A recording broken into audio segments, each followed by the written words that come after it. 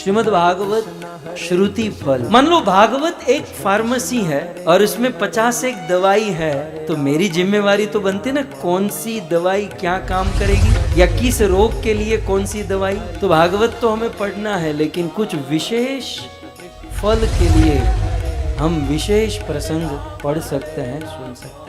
तो ये भी एक रहस्य की बात है, ये भी एक बहुत बड़ा अभ्यास है कि भागवत में कितने प्रसंग और किस प्रसंग का क्या फल, और वो भी प्रमाण के साथ। श्रीमद् भागवत जी के किस अध्याय, किस स्कंद, किस श्लोक में किस कथा का क्या श्रुति फल बताया गया, ये इस 7 दिन की कथा में हम विस्तार से श्रवण करेंगे। भगवान श्री कृष्ण अपने भक्तों की सारी इच्छा पूर्ण करते हैं और साथ ही साथ अपने भक्त को भक्ति देते हैं, प्रेम सुख देते हैं, भक्ति का अमृत पिलाते हैं, भक्ति रस पिलाते हैं। श्रीमद् भागवत का प्रथम श्रुति फल भागवत महात्म्य से गोकर्ण धुंधुकारी उद्धार की कथा, जिससे पितृ तृप्ति होती है। पांडवों के निर्वाण की कथा सुनकर हरि भक्ति प्राप्त होती है, ये दूसरा श्रुति फल। देव उपासना की कथा सुनने से सर्व सिद्धि प्राप्त होती है। चौथा फल ब्रह्म स्तुति, ब्रह्मा जी के द्वारा की गई स्तुति का पाठ करने से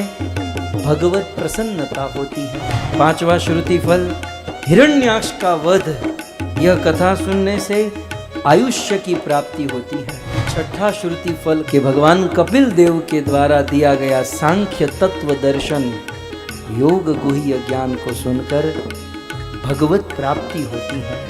श्रीमद् भागवत में से भी नए नए फल निकल रहे हैं, क्या सब्जेक्ट है।